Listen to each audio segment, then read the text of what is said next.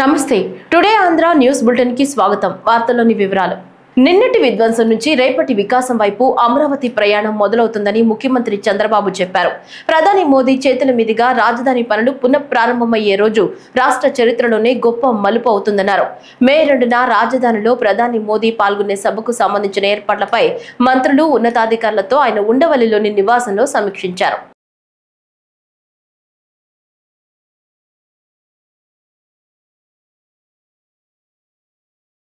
అమరావతి అందరిదని, రాష్ట్రానికి ఆత్మ వంటిదని సీఎం చంద్రబాబు అన్నారు. కూటమి నేతలతో నిర్వహించిన టెలికాన్ఫరెన్స్ లో ఆయన మాట్లాడారు. రాజధాని పునర్నిర్మాణ పనులతో అభివృద్ధికి మళ్లీ ఊపిరి లభించిందన్నారు. సభకు తరలివచ్చే ప్రజలకు అసౌకర్యం కలగకూడదని చెప్పారు.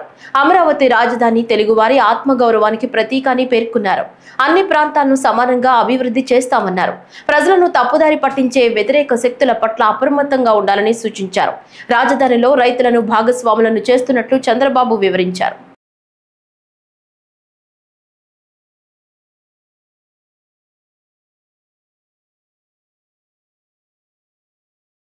అమరావతి విట్ యూనివర్సిటీలో వి లాంచ్ పాట్ 2025 స్టార్టప్ ఎక్స్పోలో ముఖ్యమంత్రి నారా చంద్రబాబు నాయుడు పాల్గొన్నారు. ఆ వివరాలు చూద్దాం.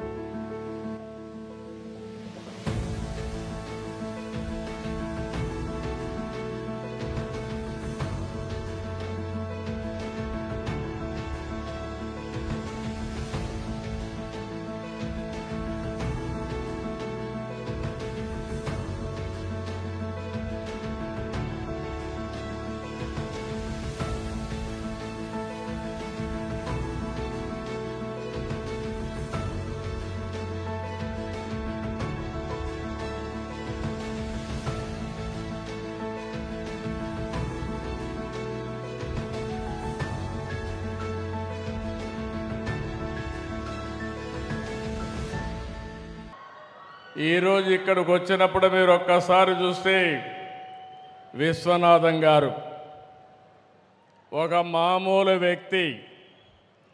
ఆయన జీవితం కూడా మీరు ఒకసారి చూస్తే 20 ఏళ్ళు రాజకీయంలో ఉన్నాడు.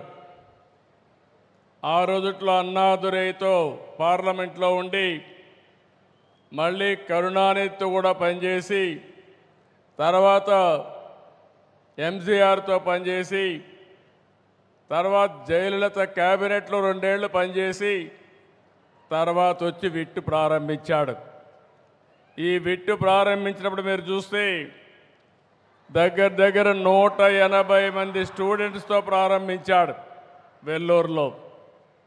అయితే ఈజ్ ఎ గ్రేట్ విజనరీ. 2014లో రాష్ట్ర విభజన జరిగింది. నేను అప్పటికి ఎలక్షన్ కూడా కాలేదు. కానీ మొట్టమొదటిసారిగా వచ్చి వారు ఒకటే చెప్పారు, మీ మీద నాకు నమ్మకం ఉంది, మీరు గెలిచిన వెంటనే అమరావతిలో నేను విట్టు పెడతానని చెప్పిన మొట్టమొదటి వ్యక్తి విశ్వనాథం గారు.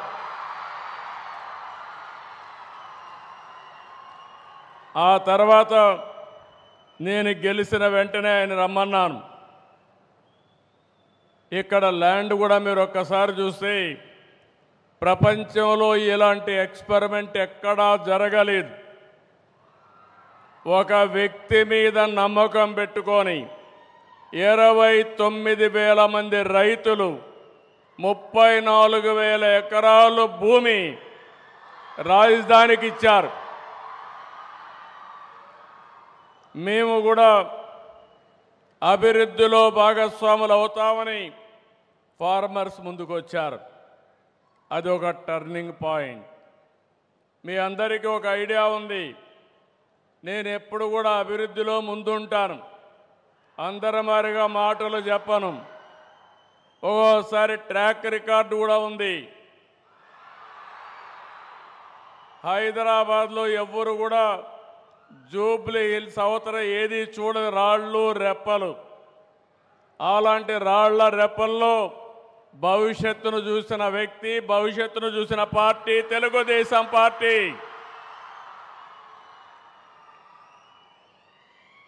ముప్పై సంవత్సరాల కంటే ముందు విజువలైజ్ చేశాం.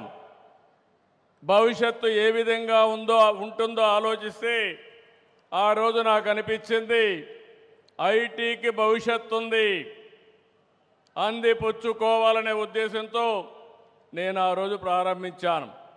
కనీసం ఈరోజు ఇక్కడికి వస్తే ఒక విట్ ఉంది, ఒక ఎస్ఆర్ఎం ఉంది, అనేక కాలేజీలు ఉన్నాయి. ఆ రోజు ఇవన్నీ కూడా ఏమీ లేవు.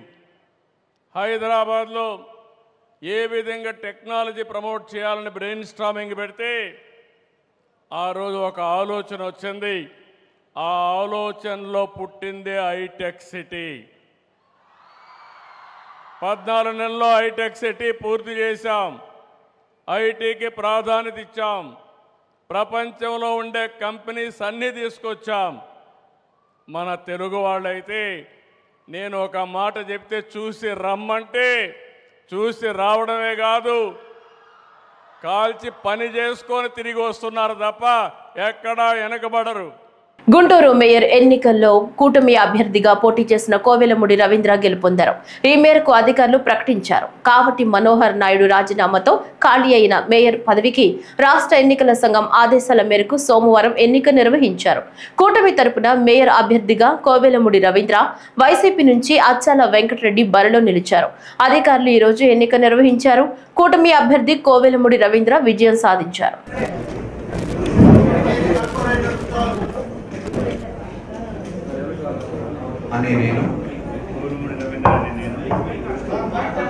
ఈరోజు గుంటూరు మేయర్ పీఠం కూటమి అభ్యర్థిగా నిలబడినటువంటి శ్రీ కోవెలమూడి రవీంద్ర గారు, నాని గారు గెలవటం మా అందరికీ చాలా ఆనందంగాను గర్వంగాను ఉంది. మొట్టమొదటిగా దీనికి సహకరించినటువంటి తెలుగుదేశం, జనసేన కార్పొరేటర్లందరికీ, అదేవిధంగా కూటమి ఇంక్లూడింగ్ బీజేపీ నాయకులందరికీ, ముఖ్యంగా దీన్ని కోఆర్డినేట్ చేసినటువంటి మా ఎమ్మెల్యేలకు అందరికీ, కార్యకర్తలందరికీ కూడా కృతజ్ఞతలు, ధన్యవాదాలు. రెండో విషయం, గత 20 సంవత్సరాలుగా నాని గారు తెలుగుదేశం పార్టీ కోసం అంకిత భావంతో సొంత డబ్బు ఖర్చు పెట్టుకొని ప్రతిసారి తన సీటుని త్యాగం చేస్తూ ముందుకు వెళ్ళారు. కాబట్టి నిజమైన కార్యకర్తగా ఈ రోజున తెలుగుదేశం పార్టీ శ్రీ నారా చంద్రబాబు నాయుడు గారు, శ్రీ నారా లోకేష్ గారు, అదేవిధంగా సహకరించినటువంటి పవన్ కళ్యాణ్ గారు, పురంధేశ్వరి గారు అందరూ కలిసి ఈరోజు కూటమి అభ్యర్థిగా నాని గారిని ఇచ్చి ప్రోత్సహించినందుకు వారికి కూడా ఇంకొకసారి ధన్యవాదాలు తెలుపుతా ఉన్నాం. మూడవది, ఈరోజు చూస్తే వైఎస్ఆర్ కాంగ్రెస్ పార్టీకి కూడా దాదాపుగా 25 మందో ఎన్నో కార్పొరేటర్లు ఇంకా ఉన్నారు. మేము మిగిలిన ప్రాంతాల మాదిరిగా కాకుండా ఒక బలమైన ప్రతిపక్షం ఉండాలి అనే విధంగా, అదేవిధంగా అభివృద్ధిలో ముందుకు వెళ్తూ చేసేటువంటి చాలా అభివృద్ధి కార్యక్రమాలు ఉన్నాయి. వీటన్నిటికీ ఎంపీ దగ్గర నుంచి కార్పొరేటర్ వరకు అందరూ ఒకళ్ళు ఉంటే ఈజీగా ఉంటుంది. మేయర్ గారు అందరూ కోఆర్డినేట్ చేసుకొని వర్క్స్ ఫాస్ట్గా అవటానికి ఆ ఉద్దేశంతో చేసినటువంటి మార్పే ఈ మేయర్ మార్పు. కాబట్టి అప్పటికి కూడా బలమైన ప్రతిపక్షం ఉంటుంది. ప్రతిపక్షం వాళ్ళు సమస్యల మీద పోరాడండి. తప్పనిసరిగా మేము కూడా వాటిని పాజిటివ్గా తీసుకొని సమస్యలన్నీ పరిష్కరిస్తాం. తర్వాత నాలుగోది, ఈ విధమైనటువంటి మార్పులు చేయటానికి అందరికి కూడా ఇబ్బంది పడేటువంటి పరిస్థితి. మేము కూడా శ్రీ నారా చంద్రబాబు నాయుడు గారి దృష్టికి తీసుకువెళ్తాం. ఎప్పుడైతే ఈ ఎలక్షన్స్ అయిపోతే ఎంపీ ఎమ్మెల్యేలతో పాటు ఇవి కూడా కార్పొరేషన్లు, పంచాయతీలు కనుక అవ్వగలిగితే ఇవన్నీ తలనొప్పి ఉండదు ఎవరికి కూడా. అందరూ ఒక సిస్టమేటిక్గా, ఇప్పుడు ఎందుకంటే దాదాపు సంవత్సరం అయిపోయింది ఇవన్నీ మారేటప్పటికే, అది ఇంత ప్రయత్నం చేస్తే ఒక సంవత్సరం పట్టింది. ఇలాంటి పరిస్థితి రాకుండా ముందు సిస్టమేటిక్ గా ఉండాలని కూడా నేను కోరుకుంటున్నాను. ఉండవల్లిలో నిర్వహిస్తున్న ఉండవల్లి సూపర్ లీగ్ టోర్నమెంట్ లో రాజేష్ జొన్నా సిసి టీం జెర్సీలను దేవుడు మన్యం గ్రౌండ్ లో జనసేన తాడేపల్లి మండల అధ్యక్షులు సామల నాగేశ్వరరావు, జనసేన రాష్ట్ర ఐటీ విభాగం కోఆర్డినేటర్ చవ్వాకుల కోటేష్ బాబు, జనసేన నాయకులు సోషల్ వర్కర్ జొన్న రాజేష్ ఆవిష్కరించారు. అలాగే టీం సభ్యులకు టీ-షర్ట్స్ అందజేశారు. ఈ సందర్భంగా మాట్లాడుతూ వేసవి సెలవుల్లో నిర్వహిస్తున్న టోర్నమెంట్స్ విద్యార్థుల మనోవికాసానికి దోహదపడుతుందని నిర్వాహకులను అభినందించారు. రాజేష్ జొన్న CC team captain Sathupati Gopinath మాట్లాడుతూ జొన్న రాజేష్ అన్న నిర్వహించిన తాడేపల్లి సూపర్ లీగ్ లో విన్నర్ గా నిలిచి 40,000 ప్రైజ్ మనీ అందుకున్నామని, అలాగే ఆయన చేసిన ఎన్నో సేవా కార్యక్రమాలు, మెడికల్ క్యాంప్స్, సమ్మర్ క్యాంప్స్ వంటివి నిర్వహించారని, అందుకని తన టీం కి జొన్న రాజేష్ అన్న పేరు పెట్టామని అన్నారు.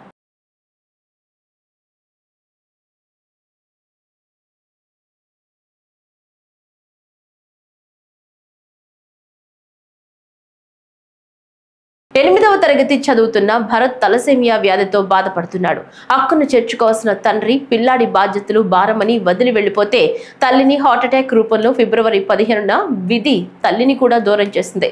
ప్రస్తుతం తాడేపల్లి నులకపేటలో తన పిన్నే పిల్లోడి ఆలనా పాలన చూసుకుంటుంది.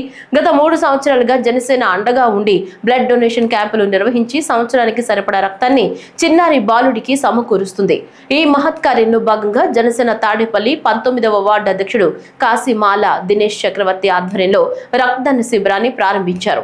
ఈ కార్యక్రమానికి ముఖ్య అతిథులుగా జనసేన తాడేపల్లి రూరల్ అధ్యక్షులు సామల నాగేశ్వరరావు, జనసేన నాయకులు జొన్న రాజేష్, చవాకుల కోటేష్ బాబు పాల్గొని రక్తదానం చేసి వారికి సర్టిఫికేట్స్ అందజేశారు. ఈ సందర్భంగా మాట్లాడుతూ ఒక్కసారి బ్లడ్ కొనుక్కోవాలంటే 1500 రూపాయల వరకు ఖర్చు అవుతుందని, ఇలా బ్లడ్ బ్యాంక్ పెట్టి కలెక్ట్ చేసిన రక్తాన్ని సంవత్సరం మొత్తం భరత్ కు ఉచితంగా అందిస్తున్న సురక్ష బ్లడ్ సెంటర్ వారిని ప్రత్యేకంగా అభినందించారు. AP MSIDC chairman, Janasena Mangalagiri incharge Chellapalli Srinivasarao ఇటువంటి బ్లడ్ బ్యాంక్స్, మెడికల్ క్యాంప్స్ నిర్వహించారని జనశ్రేణులకు సూచించగా, అందులో భాగంగా తాడేపల్లిలో బ్లడ్ బ్యాంక్, ప్రాతూరులో మెడికల్ క్యాంపులను జనశ్రేణులు నిర్వహించాయన్నారు. 40 మంది వరకు ఈ రక్తదాన శిబిరంలో పాల్గొని భారత్ కు అండగా నిలబడ్డారని, సంవత్సరానికి సరిపడా రక్తాన్ని సేకరించినందున శిబిరాన్ని ముగించారని, కావున ఔత్సాహికులు నిరుత్సాహపడవద్దని, వారి కోసం మరొక రక్తదాన శిబిరాన్ని ఏర్పాటు చేస్తామని జొన్న రాజేష్ తెలిపారు. కాకినాడ జిల్లా ప్రముఖ పుణ్యక్షేత్రమైన అన్నవరం శ్రీ వీర వెంకట సత్యనారాయణ స్వామి వారి కళ్యాణం, వ్రతం, దర్శనార్థం ఆంధ్రప్రదేశ్ శాసనసభ డిప్యూటీ స్పీకర్ రఘురామకృష్ణరాజు దంపతులు నేడు సత్యదేవుని సన్నిధికి విచ్చేశారు. ఆయనకు వేద పండితులు, ఆలయ ప్రధాన అర్చకులు, deputy commissioner Venkateswararaju, AEO CH Rammohan Rao, AEO Damira Venkata Krishnarao పూర్ణకుంభంతో స్వాగతం పలికారు. అనంతరం శ్రీ స్వామివారి వ్రతమాచరించి స్వామి అమ్మవార్లను దర్శించుకుని ప్రత్యేక పూజలు నిర్వహించారు. తదుపరి వేద పండితులు వేదాశీర్వచనం అందించగా ఆలయ అధికారులు స్వామివారి ప్రసాదం అందజేశారు.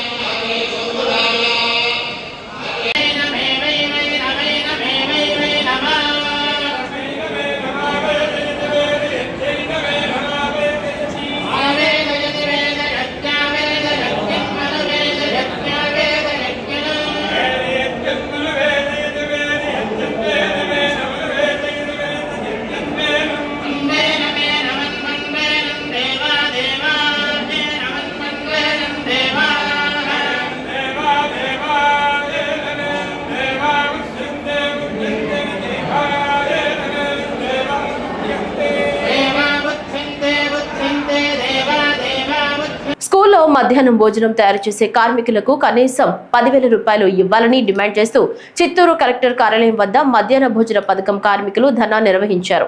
ఈ కార్యక్రమంలో మధ్యాహ్న భోజన కార్మికులకు అధిక సంఖ్యలో పాల్గొని తమ డిమాండ్లను తెలిపారు. ప్రభుత్వ పాఠశాలలో పేద పిల్లలకు బాగుండాలని చెప్పి, అలాగే స్కూళ్ళల్లో పల్లెల్లో కూడా నిరక్షరాస్యత పోవాలని చెప్పి, అరాస్యత పెరగాలని చెప్పి ఈరోజు దేశవ్యాప్తంగా మధ్యాహ్న భోజన పథకాన్ని అమలు చేస్తూ ఉన్నారు. సంతోషమే. మధ్యాహ్న భోజనం అమలు చేయడానికి మా వంతు కూడా మేము సహకారం చేస్తాం. అయితే మా మధ్యాహ్న భోజన పథకం వర్కర్లైనా, స్కూల్ స్వీపర్లైనా పేద పిల్లలకు సేవ చేయాలని చెప్పే ఉద్దేశంతో తక్కువ జీతాలైనా సరే వాళ్ళు పనిచేస్తూ ఉన్నారు. అయితే ప్రభుత్వం మాత్రం వాళ్ళను వెట్టి చాకరీ చేయించుకోవడం అనేది జరుగుతూ ఉంది. ఇది చాలా దారుణం అని చెప్పి మేము ఆరోపిస్తూ ఉన్నాం. ఎందుకంటే ఈరోజు జాతీయ ఉపాధి హామీ పథకంలో పనిచేసిన రోజుకు 200 రూపాయలు, దాదాపు 6-7 వేల రూపాయలు ఈరోజు వస్తూ ఉంది. కనీసం మధ్యాహ్న భోజన పథక వర్కర్లకి కేంద్ర ప్రభుత్వం రాష్ట్ర ప్రభుత్వం కలిపి 3,000 రూపాయలు మాత్రమే ఇస్తూ ఉన్నారు. ఇది చాలా దారుణమైనటువంటి విషయము. ఇది పేదల దగ్గర మహిళల దగ్గర వెట్టి చాకరీ చేయించుకోవడం అని చెప్పి మేము చాలా ప్రభుత్వానికి తెలియజేస్తా ఉన్నాం. అలాగే స్వీపర్లకు గత 5-6 సంవత్సరాల నుంచి పనిచేస్తూ ఉన్నారు. కేవలం 6,000 రూపాయలు ఇస్తున్నారు. స్కూల్ శుభ్రం చేయాలి, అలాగే బాత్రూమ్ శుభ్రం చేయాలి. ఈరోజు కనీసం అంటే కూడా ఒక కుటుంబాన్ని పోషించుకోవాలంటే ప్రభుత్వమే పార్లమెంటు కమిటీ నిర్ణయించింది 26,000 రూపాయలు. కనీస వేతన చట్టం అది. కనీస వేతనం 26,000 రూపాయలు ఇవ్వాలని ప్రభుత్వం నిర్ణయించినా ఇప్పటికీ కూడా అది అమలు కావడంలే. కనీసం మేము అడుగుతా ఉండేది కనీసం 18,000 రూపాయలు మాత్రమే ఇవ్వమని అడుగుతున్నాం. చట్ట ప్రకారం కాదు, కేవలం కనీస వేతనం 18,000 రూపాయలు మాత్రమే ఇవ్వాలని చెప్పి అడుగుతున్నాం. అలాగే పిల్లలకు భోజనం పెట్టాలంటే ఈరోజు కేవలం రైస్ మాత్రం ఇచ్చి కోడిగుడ్లు చిక్కీలు ఇస్తున్నారు తప్ప కోడిగుడ్లు అలాగే కావాల్సినటువంటి సరుకులన్నీ కూడా వర్కర్లే కొనుక్కుంటా ఉన్నారు, పెట్టుబడి పెడతా ఉన్నారు. కానీ ప్రభుత్వం మాత్రం దానికి కావాల్సినటువంటి డబ్బులు మాత్రం ఇవ్వడం లేదు. ఈరోజు నిత్యావసర ధరలు పెరిగాయి, కూరగాయల ధరలు పెరిగాయి. కనీసం వాటి పప్పు నూనె అన్నీ కూడా పెరిగాయి. అయితే దాన్ని బట్టి ఏదైతే నిత్యావసర ధరలు పెరిగాయో దాన్ని బట్టి డబ్బులు ఇవ్వమని చెప్పి మేము ఈ సందర్భంగా డిమాండ్ చేస్తా ఉన్నాం. అలాగే గుర్తింపు కార్డులు ఇవ్వాలి. ప్రతి డిపార్ట్మెంట్లోనూ కాంట్రాక్ట్ వర్కర్ అయినా, గౌరవ వేతనం తీసుకునే వాళ్ళైనా ఎవరైనా కానీ ఈరోజు గుర్తింపు కార్డులు అనేది ప్రభుత్వం మంజూరు చేస్తూ ఉంది. కనీసం ప్రభుత్వ పాఠశాలలో పనిచేసినటువంటి స్వీపర్లకైనా, విద్యామిట్స్ వాళ్ళకైనా గుర్తింపు కార్డులు ఇవ్వడం లేదు.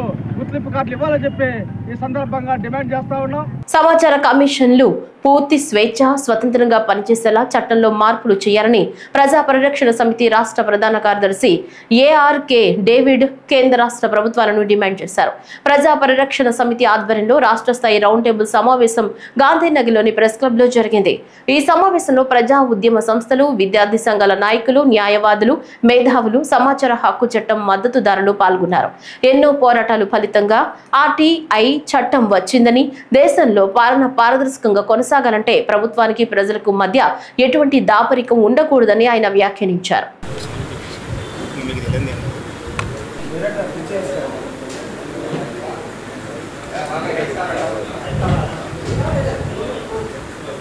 సమాచార హక్కు చట్టం నిర్వీర్యం కాకుండా వచ్చే అక్టోబర్ 12వ తారీఖున ఈ సమాచార హక్కు చట్టం ప్రారంభం మొదలుపెట్టి 20 సంవత్సరాలు కావస్తుంది. కావున దాని మీద పూర్తిగా మా ఐక్య కార్యాచరణ గురించి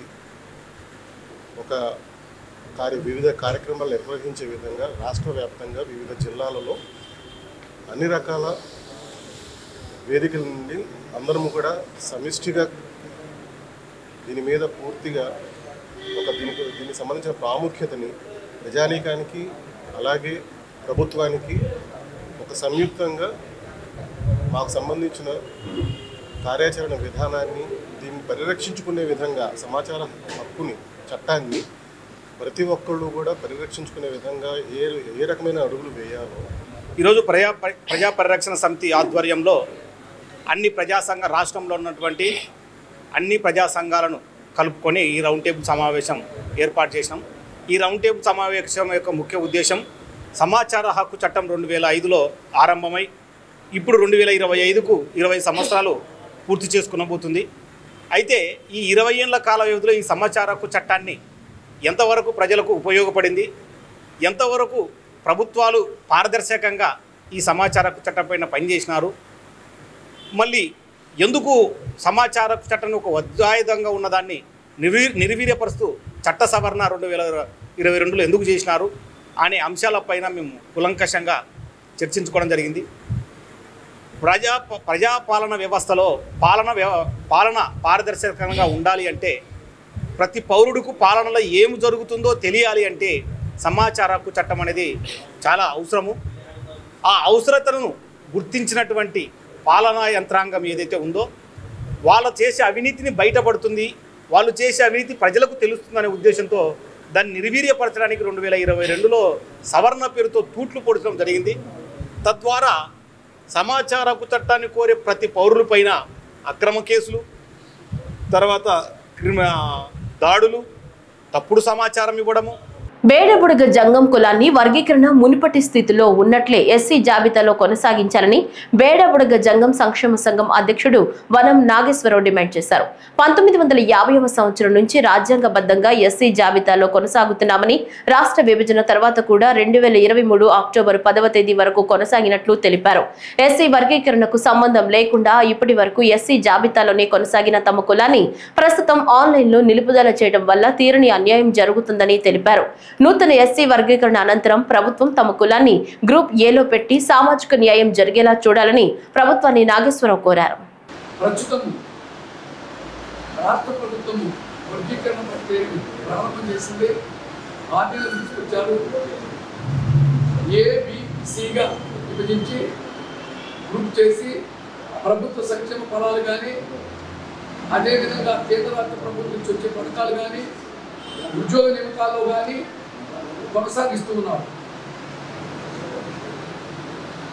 మా కమ్యూనిటీ బేడబుడగ జంగం కమ్యూనిటీ ఆది నుండి 1950 నుండి 2023 10వ నెల వరకు కూడా ఎస్సీ జాబితాలో కొనసాగుతూ వచ్చింది. వర్గీకరణ ఉన్నప్పుడు, వర్గీకరణ లేనప్పుడు కూడా ఎస్సీ జాబితాలో కొనసాగుతూ వచ్చింది. ఉమ్మడి రాష్ట్రంలో కొనసాగింది. రాష్ట్రం విడిపోయిన తర్వాత 2023 9వ నెల వరకు కొనసాగుతూ 10వ నెల వరకు నిలుపుదల చేయడం జరిగింది. అస్పృశ్యుల్లో అస్పృశ్యులము, అంటరాని వారిలో అంటరానైన ఈ బేడబుడగ జంగం కమ్యూనిటీ తెలంగాణ, ఆంధ్ర, కర్ణాటక, మహారాష్ట్ర, ఢిల్లీలో ఉన్న కమ్యూనిటీ అన్ని రాష్ట్రాల్లో ఎస్సీగానే కొనసాగుతూ ఉంది. ఎస్సీగానే తీసుకుంటున్నారు. ఈ రాష్ట్రంలో ప్రధానంగా వర్గీకరణ జరిగిన తర్వాత ఏ గ్రూప్లో మా కులాన్ని చూపించకపోవటము, మరి మేము అప్లై చేసుకోవడానికి సంక్షేమ ఫలాల్లో ఆన్లైన్లో మా కులం చూపించకపోవటంలో మేము తీరని అన్యాయానికి గురవుతున్నాం. నారా చంద్రబాబు నాయుడు ముఖ్యమంత్రి వర్యులు మా మాట ఇచ్చారు ఎలక్షన్ ముందు. మీరు రాగానే మీకు ఆన్లైన్లో నిలుపుదల చేసి దాన్ని ఆన్లైన్లో పెట్టి మీకు సర్టిఫికేట్ ఇస్తాను, ఎస్సీ సర్టిఫికేట్ అని. అది వాస్తవము. మేము జెన్యూన్ పర్సన్ తెలంగాణ నుంచి వచ్చిన బేడబుడగ జంగం కమ్యూనిటీ వాడము. 1959లో వచ్చి అక్కడ నుంచి ఈ రోజు వరకు కూడా మేము పొందుతూనే ఉన్నాం. ఇంతకు మునుపు అనేక రకాల కమిషన్లు వేసినవి. ఆ కమిషన్ ప్రతి కమిషన్లో కూడా ఎస్సీ జాబితాలోనే ఉన్నారు బేడబుడగ జంగం కమ్యూనిటీ వాళ్ళు. మీరు దాన్ని ఎంతగానో కొనసాగించవలసిందిగా కోరుతూ ఏపీయూడబ్ల్యూజే ఆధ్వర్యంలో ప్రపంచ శాంతిని కాంక్షిస్తూ విజయవాడ ప్రెస్ క్లబ్ నుంచి ధర్నా చౌక్ వరకు శాంతి సంఘీభావ ర్యాలీ జరిగింది. పలు మీడియా సంస్థల నుంచి సీనియర్, జూనియర్ పాత్రికేయులు ఈ ర్యాలీలో పాల్గొని భారత్ మాతాకి జై, ఉగ్రవాదం నశించాలి, ఉగ్రవాద దాడులను ఖండించాలని నినాదాలిస్తూ బాధితులకు సంఘీభావం అందించారు. ఈ సందర్భంగా కాశ్మీర్లోని పహల్గాం పర్యాటకులపై పాకిస్తాన్ ఉగ్రవాదుల దాడి పిరిగి పందుల చర్యగా Andhra Pradesh union of working journalist రాష్ట్ర అధ్యక్షుడు ఐవి సుబ్బారావు పేర్కొన్నారు. వర్ధిల్లాలి ప్రపంచ శాంతి, వర్ధిల్లాలి ప్రపంచ శాంతి, వర్ధిల్లాలి ప్రపంచ శాంతి. ఖండించండి ఉగ్రవాదుల చర్యలను, ఖండించండి మత సామరస్యాన్ని, ఖండించండి ఉగ్రవాదుల దాడులను,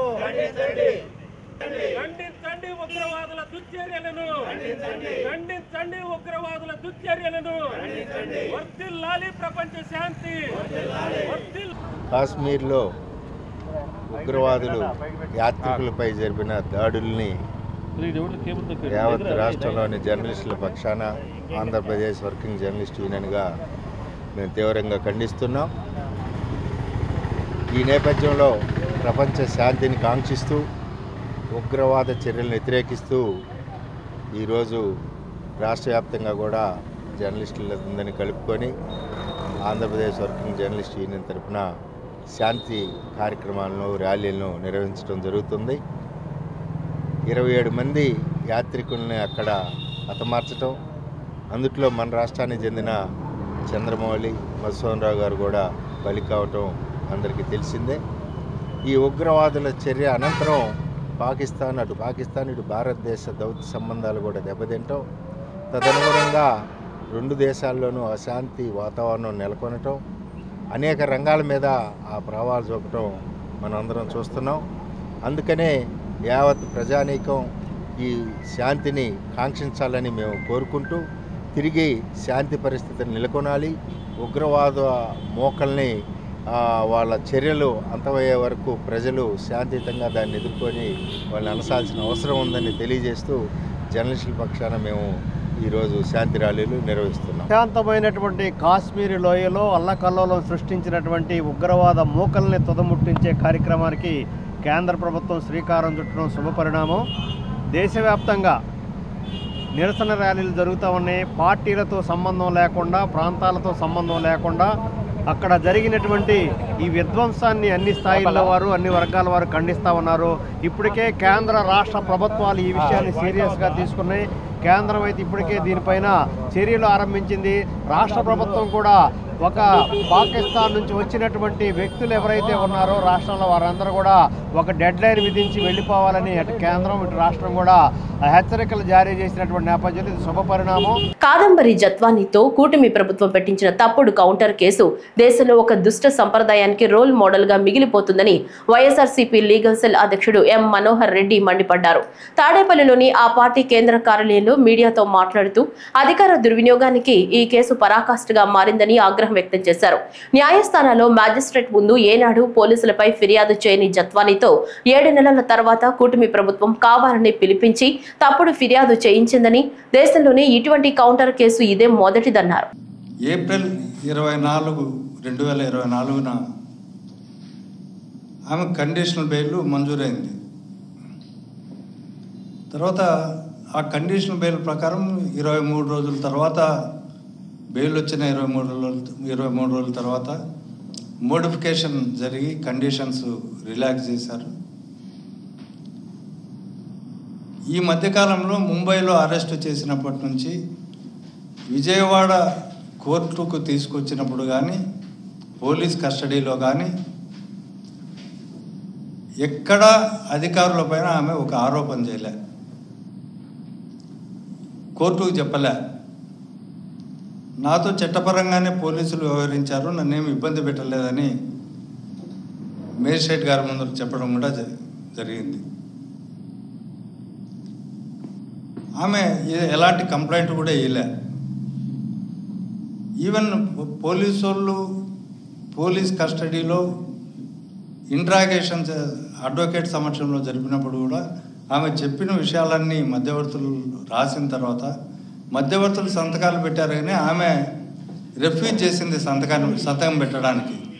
అంటే దీన్ని బట్టి అర్థమవుతుంది ఏమి, నిర్బంధం ఎక్కడా పెట్టలేదు. యాజ్ ఇట్ ఈస్గా ఆమె రిఫ్యూజ్ టు సైన్ అని రాసే కోర్టులో వాంగ్మూలాలని కోర్టులో వేయడం జరిగింది. తర్వాత విజయవాడ కోర్టులో కానీ, ముంబై కోర్టులో కానీ ఎక్కడైనా సరే ఆమె ఎటువంటి ఆరోపణలు కూడా చేయలే. తర్వాత దర్యాప్తు ప్రక్రియలో ముందుకు సాగుతున్న క్రమంలో ఆగస్టు 2024 అంటే ఈ కూటమి ప్రభుత్వం అధికారంలోకి వచ్చిన తర్వాత TV5 ఛానల్ ఒక ఇంటర్వ్యూ తీసుకునింది ఆమెతో. తీసుకొని నా పైన తప్పుడు కేసు పెట్టినారని దానిపైన చర్చ అవన్నీ జరిగి ఇది చేసిన ఈ ఇంటర్వ్యూ తర్వాత ఆమెతో ఆన్లైన్ ద్వారా ఒక ఫిర్యాదు తెప్పించుకున్నారు పోలీస్ అధికారులు. ఇదంతా ఎందుకు చెప్తున్నా అంటే కుట్ర ప్రకారం, ఎంత ప్లాన్డ్ ప్రకారం జరిగిందని. ఆన్లైన్ ద్వారా ఫిర్యాదు తెప్పించుకునేది ఎల్లో మీడియాలో మరుసటి రోజు చాలా ప్రముఖంగా ప్రచురించినారు. అప్పటి పోలీస్ అధికారులు నా పట్ల దురుసుగా ప్రవర్తించినారని, తప్పుడు కేసు పెట్టారని అవన్నీ. ఈ ఎల్లో మీడియా వచ్చిన వార్తల ఆధారంగా మళ్ళా సిటీ పోలీస్ కమిషనర్ ఒక ఎంక్వైరీ ఆఫీసర్ను నియమించడం, ఆ ఎంక్వైరీ కొనసాగడం, అలాగే సెప్టెంబర్ 5వ తేదీ 2024లో విజయవాడ కమిషనర్కు ఆమె ఫిర్యాదు చేయడం, ఆ సందర్భంగా కొంతమంది స్టేట్మెంట్లను రికార్డ్ చేశారు. ఈ ఎఫ్ఐఆర్ రిజిస్టర్ కాకముందే జత్వానీ కేసులో దానికి సంబంధించి ఎంక్వైరీ రిపోర్టును బేస్ చేసుకొని కొంతమంది ఇన్వెస్టిగేషన్ అధికారులను, దీంట్లో ఉన్న వాళ్ళను సిఐతో మొదలుకొని సూపర్వైజరీ స్థాయిలో ఉన్న డీజీపీ సీతారామాంజనేయుల వరకు కేసులు పెట్టారు. కుక్కల విద్యాసాగర్ గారిని అరెస్ట్ చేశారు. దాంట్లో ఈమె మొదటి ముద్దాయిని. వీళ్ళందరూ తమాషా ఏంటంటే ఇది సెప్టెంబర్ 13, 24న ఇబ్రహీంపట్నం పోలీస్ స్టేషన్లో ఎఫ్ఐఆర్ రిజిస్టర్ అయింది. అంతకుముందే జరిగిన ఎంక్వైరీ రిపోర్ట్ ఆధారంగా ఈ పోలీస్ అధికారులను సస్పెండ్ చేశారు. ఈ వార్తలు ఇంతటితో సమాప్తం. నమస్కారం.